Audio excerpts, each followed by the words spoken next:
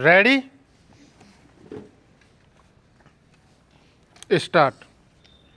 उपाध्यक्ष महोदय, आज देश के अंदर विधि और व्यवस्था की जो हालत है और जिस कारण से सदन चिंतित है, उस विषय पर मैं बोलने के लिए खड़ा हुआ हूँ।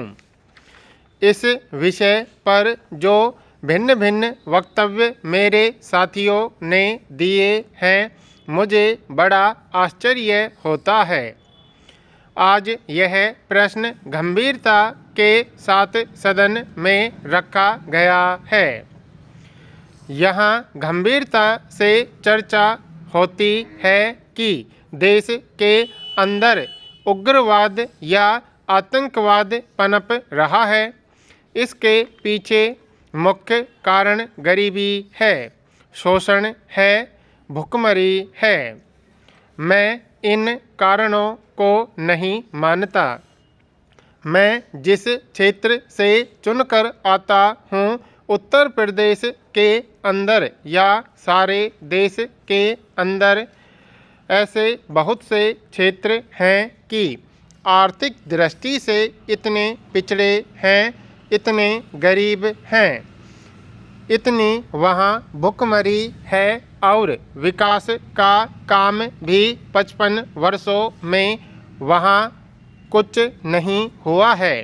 जैसे उत्तर प्रदेश और मध्य प्रदेश का बुंदेलखंड क्षेत्र है, वहाँ उग्रवाद की भावना क्यों नहीं है?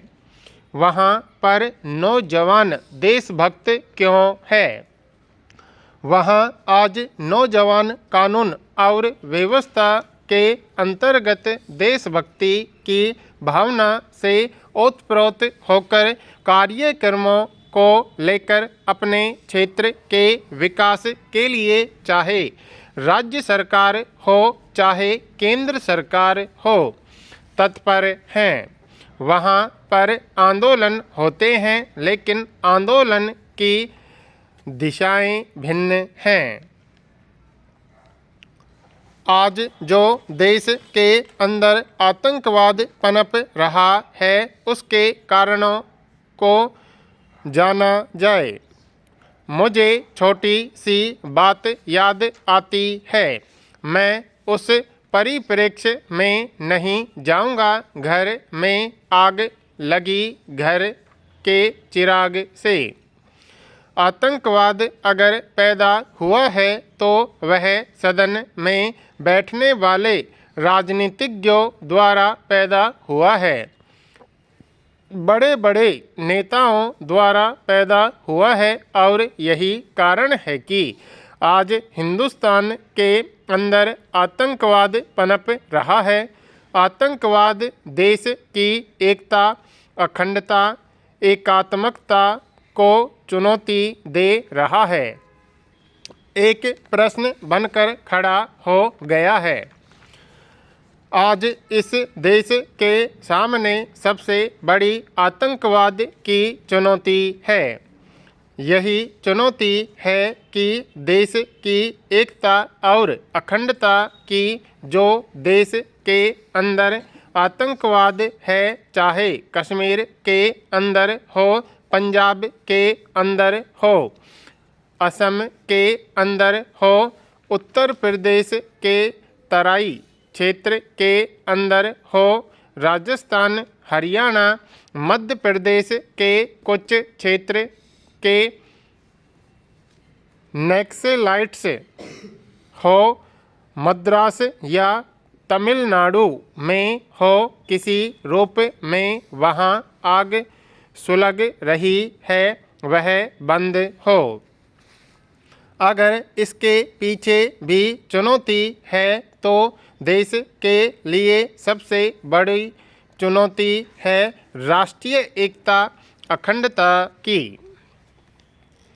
उपाध्यक्ष महोदय, मैं इस स्थिति को क्षेत्रीय समस्या नहीं मानता।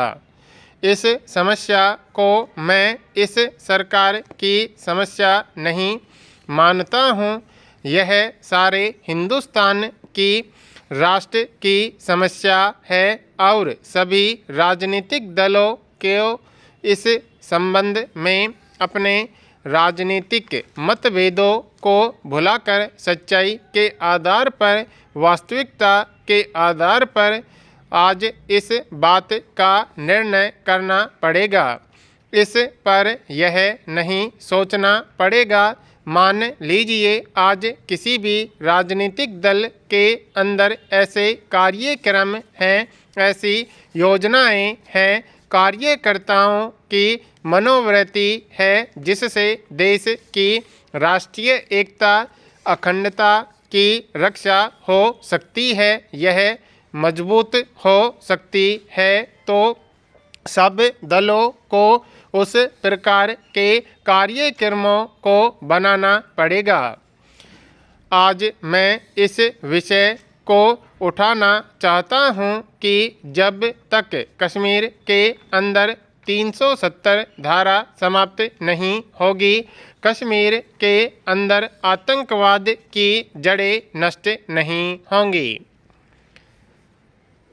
मैं एक बात को कहकर अपना भाषण समाप्त करूंगा, क्योंकि कल माननीय मंत्री महोदय इस विषय पर उत्तर देने वाले हैं। अगर यह सरकार ईमानदारी के साथ अपनी राजनीतिक दुर्भावना से दूर रहकर सच्चाई के साथ आतंकवाद से निपटना चाहती है, आतंकवाद को समाप्त करना चाहती है, तो इस आतंकवाद को उत्तर प्रदेश का ही विषय न माने, अपितु 8 राज्यों में जो आतंकवाद पनप रहा है वहाँ के मुख्यमंत्रियों को बुलाकर एक सम्मेलन करना चाहिए, बैठक करनी चाहिए। वह एक देश की नहीं, 8 प्रदेशों की योजना बनाकर सामूहिक रूप से लड़ाई करे तो आतंकवाद से डटकर मजबूती से मुकाबला किया जा सकता है, जो देश के लिए बहुत बड़ा खतरा है, हमारी एकता और अखंडता के लिए खतरा है। आपने पंजाब में आतंकवाद को समाप्त करने के लिए फौज लगा दी, लेकिन पंजाब की सीमाओं को सील नहीं किया। परिणाम यह हुआ कि उत्तर प्रदेश की तराई में आतंकवाद फैल रहा है। पंजाब में आतंकवाद दूसरी तरह का है, कश्मीर में दूसरी तरह का है और असम तथा तमिलनाडु में दूसरी तरह का है। लेकिन इससे कैसे निपटा जाए, सरकार अलग अलग तरीके से सोच रही है। इस सदन के बहुत से महानुभाव सोच रहे हैं, लेकिन इसको सोचने के लिए एक रूप देना पड़ेगा, एक तरीका अपनाना पड़ेगा, एक पद्धति अपनानी पड़ेगी, एक कार्यक्रम बनाना पड़ेगा।